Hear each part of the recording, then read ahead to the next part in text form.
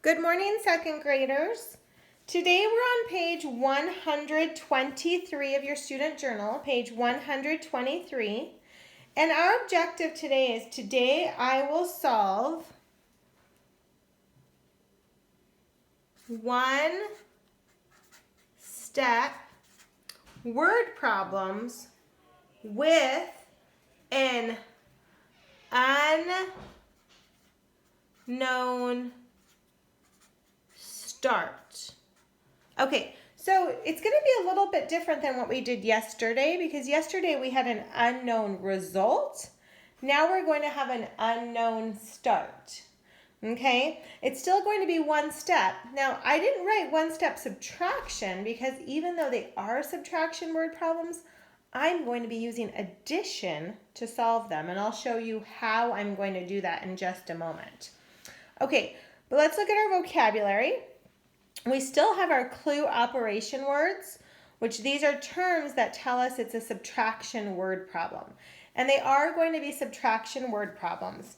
Now here's the big difference today, is it says our start is unknown. So it says word problems gives information about the number being taken away, the subtrahend, and the difference, but the starting number, the minuend, is not known. So this would be an example. We don't know what we started with. We knew we took away 12, and then we knew our result was 22. So look at this as a tape diagram. We have my part. We have the first part they took away. Oh, I'm sorry, let me scoot this up. We have the first part they took away, and then we have the part that was left. We don't know what was started with. So you're going to see, this is what we're going to see, and you're going to see how I make this an addition problem because they're right. I could say whole take away one part equals the other part. So I could say whole take away 12 equals 22. I could even say whole take away 22 equals 12 because I could take either part away and get the other part. But what I could do that's easier is I could say part plus part equals whole. So 12 plus 22 equals the whole. And friends, that's what I'm going to do today because I don't know about you, but addition's always easier for me than subtraction. So I know the two parts has to equal the whole when I add them together. Okay, so let's look at our steps. Our first step is we're going to read the problem. Then we're going to identify any operation clue words, and they might be some of these or we might see new ones. I'm going to use the tape diagram to identify the whole and identify the parts. I'm going to write an equation to represent the tape diagram. And then I'm going to solve for the unknown using any previously learned strategy. Okay, so here is my first problem. My first problem says, several students were waiting in the line for the roller coaster. Notice that several students, they didn't tell us. I don't know how many were there. That's kind of where my unknown's going to be, is right here. Several students. I don't know how many. Then 13 students got on for the ride, and 37 students were still waiting in line. How many students were originally waiting in the line? So what are my clue words there? Do I really see some? Probably the fact that how many were originally there. How many were there to start with? That's what originally means, is how many were there to start with. So if I look at my tape diagram, I don't know how many students were waiting in line. I don't know how many were there at the beginning. What I do know is I know 13 got on the ride and 37 were still in line. But I don't know how many started there. So I could say there were students in line, 13 got on the ride, and 37 were left. So this is what my story is telling me. So several students were in line, 13, I'm going to take away the 13 that got on the ride, and 37 were still left in line.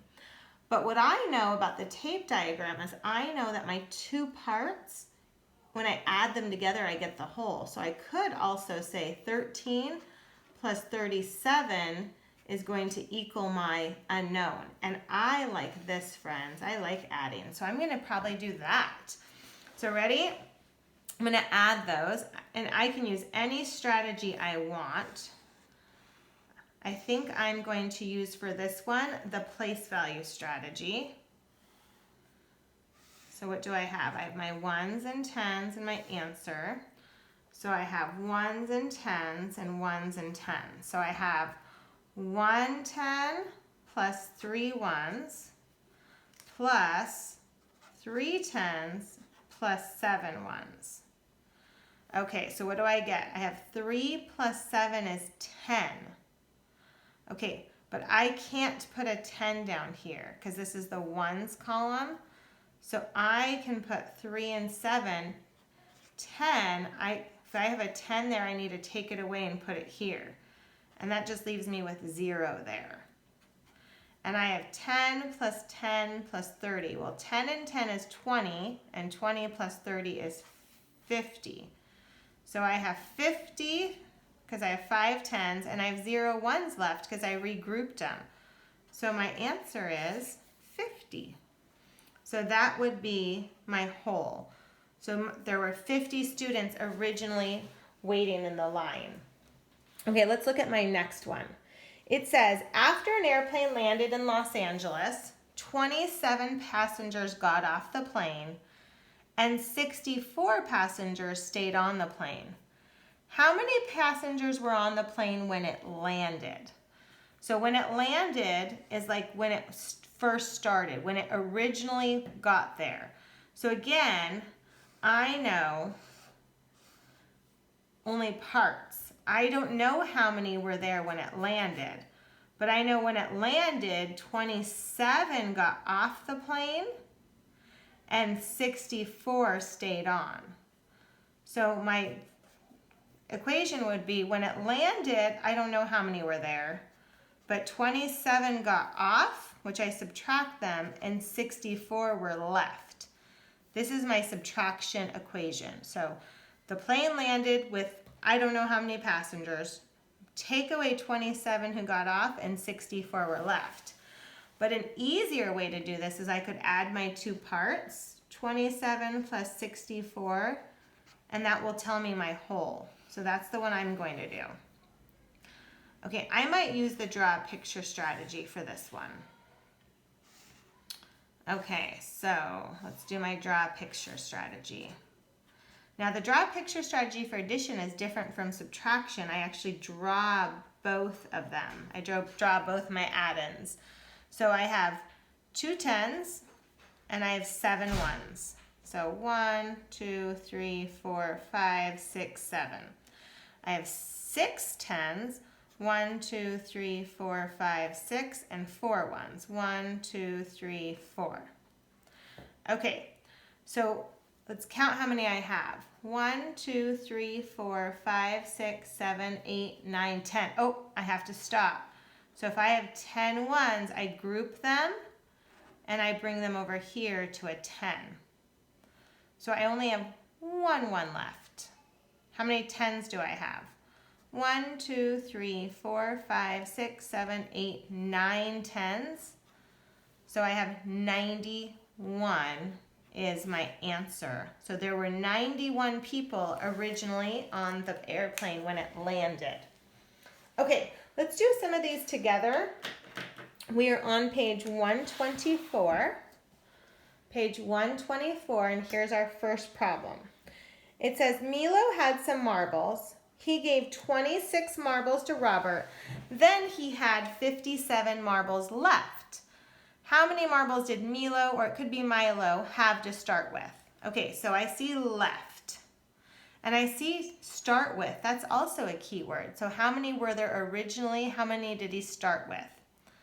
Okay, so what do we know? Let's do our tape diagram. He had some marbles. We don't know how many he had. Our whole is unknown. But we know he gave 26 to Robert, and then we know he had 57 left. So our subtraction equation is Milo had some marbles, some, I don't know. He took away 26 because he gave them away, and then he had 57 left. That's our equation. But I know that I can add my two parts to get my whole. So I could say 26 plus 57 is going to equal my whole. And that might be an easier way to do it, to look at my addition. Okay, for this one, let's do our draw a picture strategy. So let's set this up. Set up our title and our answers. So we have our ones column and our tens. And let's label these ones, tens, ones, tens. Okay, so what do I have? My first add-in is 26. So it's 2 tens and 6 ones. 1, 2, 3, 4, 5, 6. My second add-in is 5 tens. 1, 2, 3, 4, 5. And 7 ones. 1, 2, 3, 4, 5, 6, 7. Okay, so those are my two add-ins. Now, just like subtraction, we always start in our ones column when we add. So let's add them. Ready? 1, 2, 3, 4, 5, 6, 7, 8, 9, 10. And we need to stop. Okay, let's regroup those 10 into a 10 over there. Okay, so how many now do we have? Let's count again. 1, 2, 3. We only have 3 left. Okay, now how many tens do we have? 1, 2, 3, 4, 5, 6, 7, 8 tens. So we had 8 tens and 3 ones. So our answer is 83. That was, and we can squish it here, that was how many marbles Milo or Milo had to begin with. That was his beginning number. Okay, let's look at our next one. It says, a group of runners started the marathon. Because of the heat, 53 runners quit the race. 45 runners finished the race. How many runners were at the beginning of the race? Okay, so what do we hear here? How many runners were at the beginning of the race? That's probably my clue word to tell me what they want to know what was started with or how many originally were there. A trick that I want you to see is sometimes in word problems, they'll put some of the numbers in standard form and then they put some in written or word form to trick us. So right here is 45. They're just kind of tricking you with putting it in words. Okay, so what do we know? We know that a group of runners started the race. We don't know how many started. But we know 53 quit the race. So that's one part, and then 45 is the other part who finished the race. So our subtraction equation would be a group of runners started the race. We're going to subtract the 53 who quit, and there were 45 left who finished. That's our subtraction equation. But I know I can add my two parts to get my whole. So I could also say 53 plus 45 is going to equal our unknown. And that's what we're going to solve. So let's do this using our place value strategy. Okay? So using our place value strategy. So let's draw it.